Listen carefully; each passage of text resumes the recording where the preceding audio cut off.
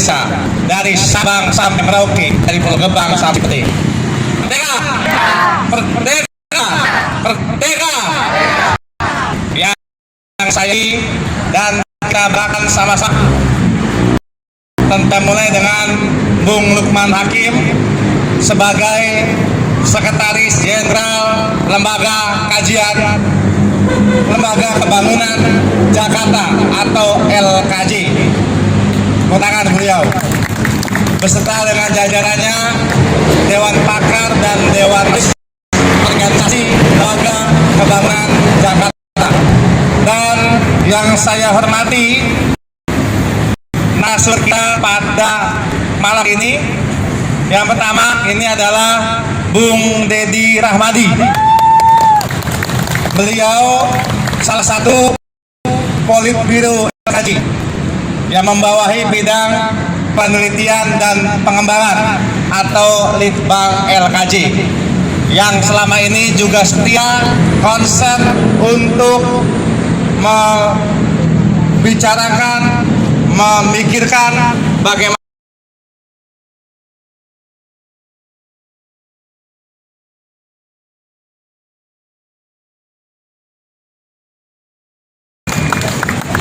dan yang saya hormati Bung Olisias Gultom. Beliau juga aktivis kondang dari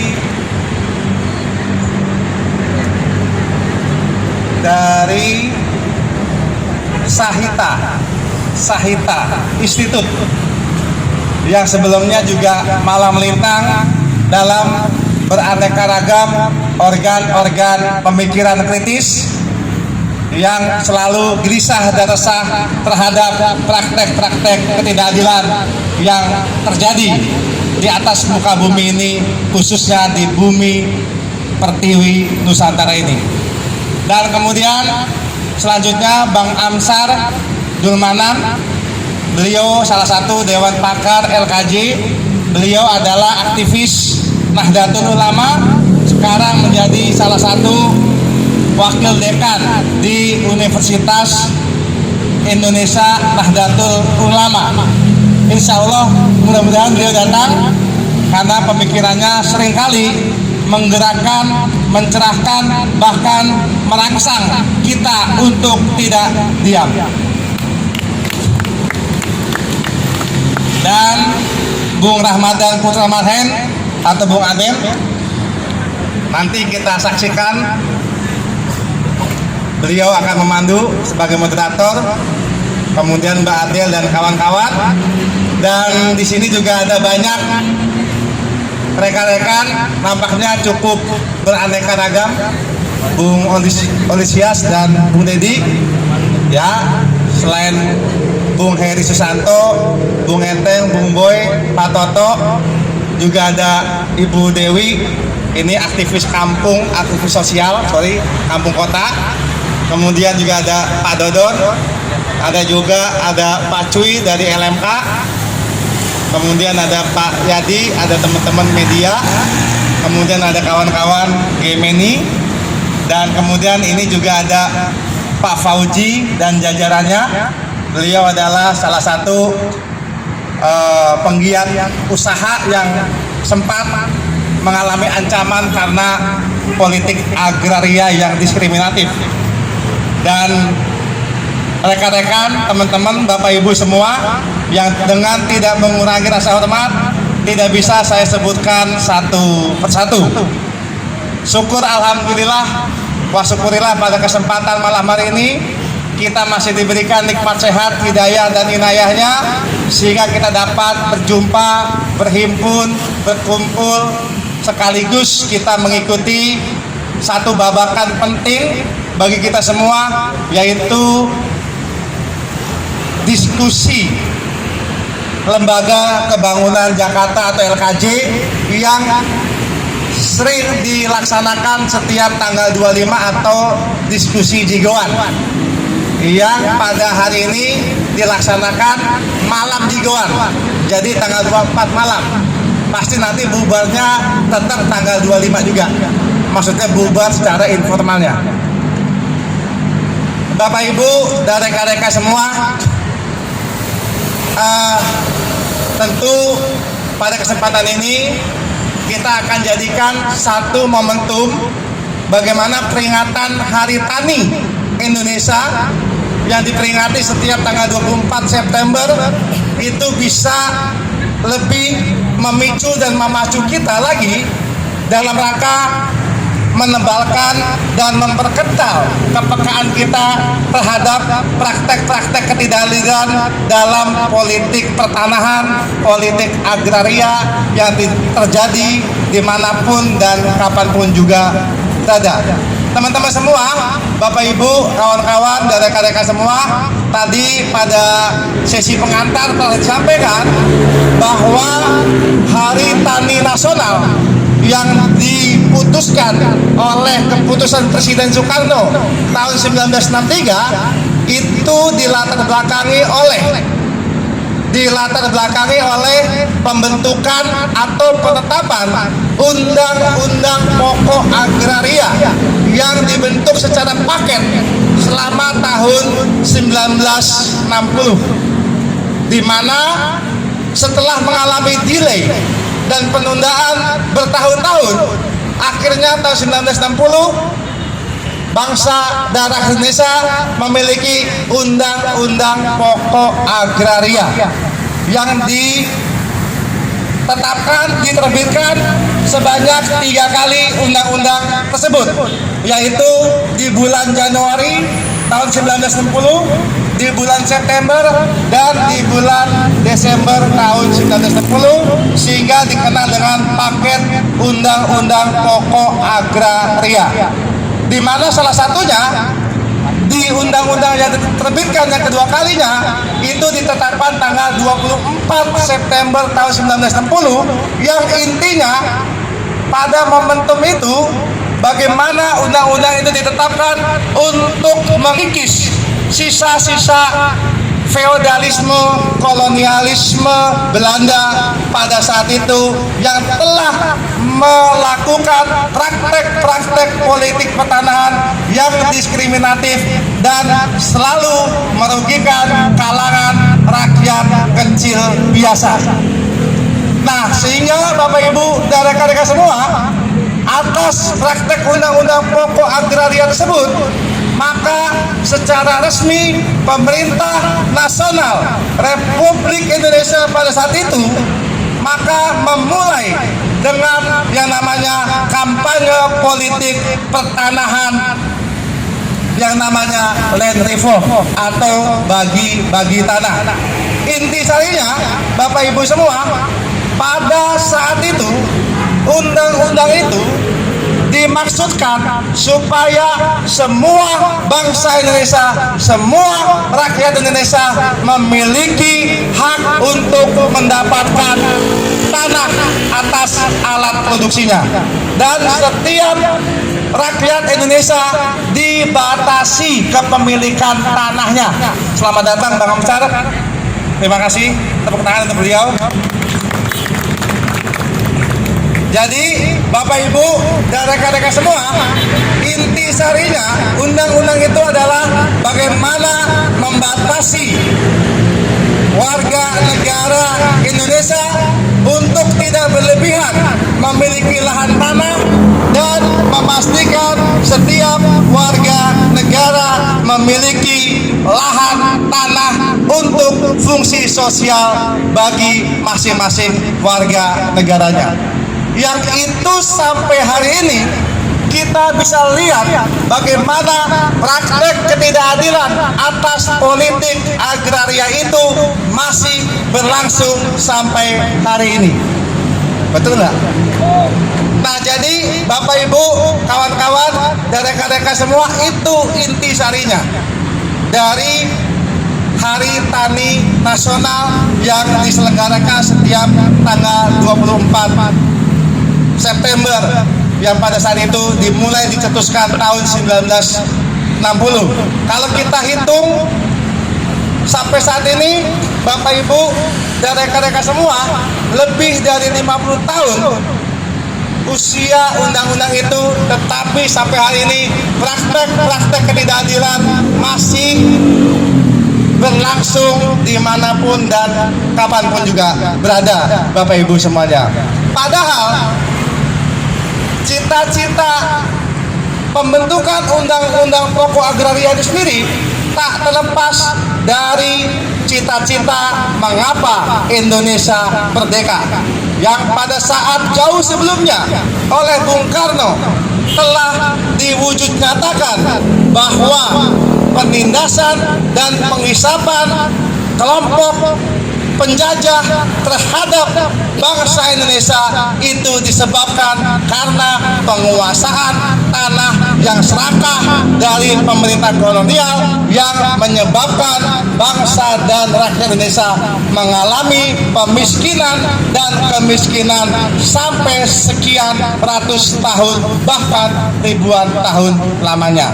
Jadi itu intinya. Sehingga kemudian kalau Bapak Ibu dan rekan-rekan menelisik beberapa literasi yang muncul, maka kita bisa melihat bahwa intisarinya Bung Karno memerdekakan bangsa Indonesia bersama pendiri bangsa lainnya itu adalah dalam rangka bagaimana bangsa dan rakyat Indonesia memiliki kedaulatan atas tanahnya dan atas hasil produksi tanah yang dimilikinya, baik itu untuk membangun ketahanan dan kedaulatan pangan, termasuk soal kedaulatan energi yang harus dimiliki oleh bangsa Indonesia.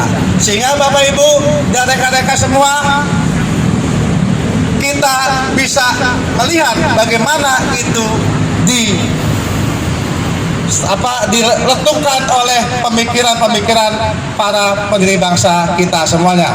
Bapak Ibu dan rekan-rekan semua, lepas daripada itu semua, maka yang paling penting adalah bagaimana semua aset-aset peraturan yang sudah kita miliki ini bisa digunakan dan bermanfaat bagi kepentingan rakyat dan bangsa Indonesia untuk saat ini dalam konteks mendapatkan hak atas pangan, hak atas energi, dan tentunya hak atas tanah untuk rakyat, Bapak Ibu semuanya.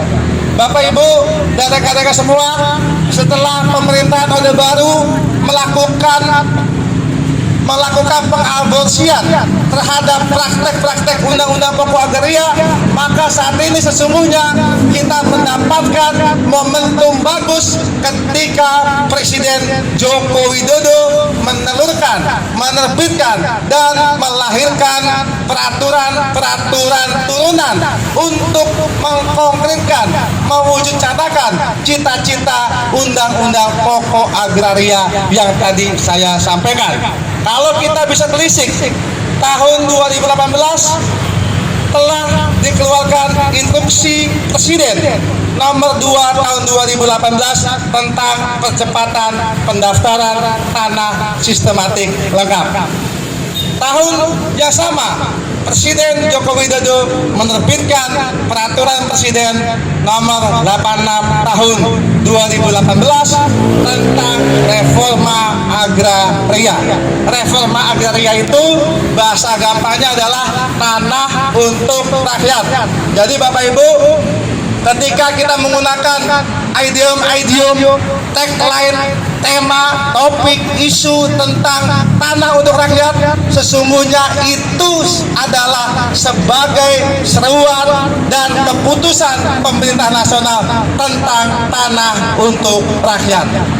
Nah, jadi Bapak Ibu dan rekan-rekan semua, kita dituntut hari ini bagaimana bisa menjadikan peraturan atau regulasi yang sudah kita miliki untuk kita perjuangkan, untuk kita beri manfaatkan kepada warga yang membutuhkan perjuangan politik agraria. Nah, Bapak Ibu dan rekan-rekan semua, saya bersama teman-teman tim selama lebih 6-7 tahun ini telah melakukan riset perkotaan bersama Bung Dedi juga. Tentu beliau ini penelitian tesisnya juga mengenai masyarakat kota. Nah, Bapak Ibu, dalam beraneka ragam riset yang kita lakukan di banyak sudut-sudut kampung, di banyak pelosok-pelosok kampung, di banyak lingkungan-lingkungan kampung, maka muncullah salah satu pokok persoalan warga Jakarta pada khususnya adalah soal pertanahan. Soal pertanahan, di mana mereka mengalami dua hal masalah utama yang mungkin nanti bisa dibahas ya.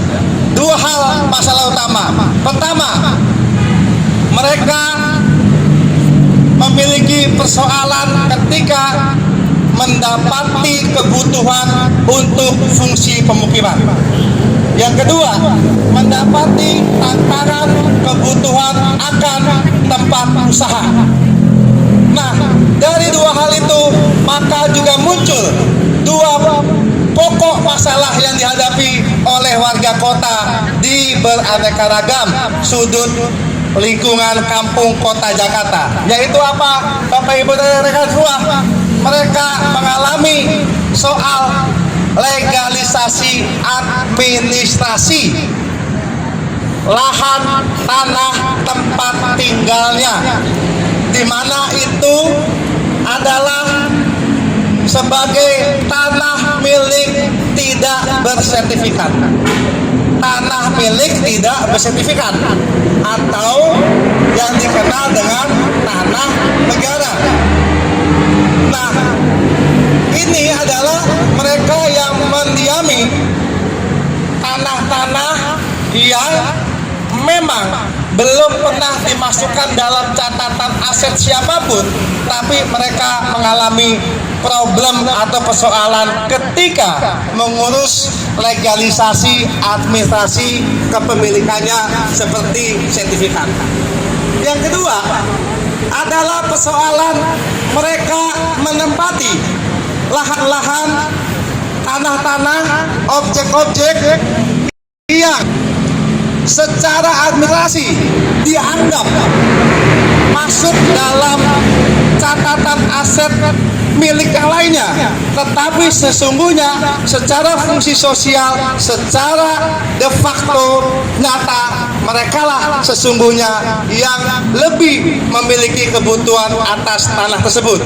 Nah, dua hal ini Bapak Ibu dan rekan-rekan semua, setelah kita telisik dan kemudian di scanning dengan program percepatan pendaftaran tanah sistematik lengkap atau PTSL dan beraneka ragam program tanah lainnya, maka yang muncul adalah persoalan warga tidak mudah mendapatkan pelayanan untuk dua hal ini. Kenapa Bapak Ibu semua? Karena pada prakteknya dua layanan yang tadi barusan saya sebutkan, mereka menghadapi satu komplotan, satu konspirasi, satu kolaborasi jahat, yaitu mafia tanah rakyat, Bapak Ibu dan rekan-rekan semuanya. Sehingga kita bisa lihat tanah-tanahnya sudah sahih, tanah-tanah milik yang belum bersertifikat yang harusnya sudah bisa bersertifikat itu banyak ditahan dan tertahan di oknum-oknum pejabat pengelola persoalan pertanahan maupun para kolaboratornya di luar pemerintahan atau birokrasi yang ada. Dan kemudian untuk yang legalisasi tanah milik negara itu mengalami diskriminasi kepada setiap warga yang mendiami, menghuni, dan kemudian mereka mengalami peminggiran dari hak-hak tanah itu sendiri. Nah, jadi Bapak Ibu dan rekan-rekan semua, pada hari ini tentu kita ingin jadikan sebagai momentum dan nanti kita akan mendapatkan pencerahan yang segar dari para pembicara yang tentu lebih spesifik, lebih ilmiah, dan lebih ahli untuk mengupas ini semua. Dan tentu banyak hal yang kita dapatkan bisa menjadi amunisi buat kita dalam rangka untuk lebih memajukan tindakan-tindakan dan perbuatan-perbuatan kita guna memihak pada kepentingan masyarakat umum.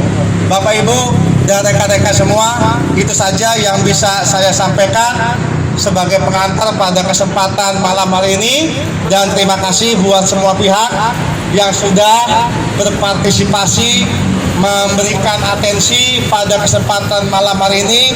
Mudah-mudahan himpunan semangat yang kita dapatkan pada malam hari ini sebagai kayu bakar pergerakan yang akan kita tempuh hari ini, besok, lusa, minggu depan, dan sampai abadi, sampai akhir hayat. Bapak Ibu, rekan-rekan, mohon maaf andaikan ada salah kata yang tidak berkenan, dan sekali lagi selamat menikmati diskusi kritis pada malam hari ini. Insya Allah banyak yang terprovokasi. Selamat malam, wabillahi taufiq wal hidayah, wassalamualaikum warahmatullahi wabarakatuh. Merdeka!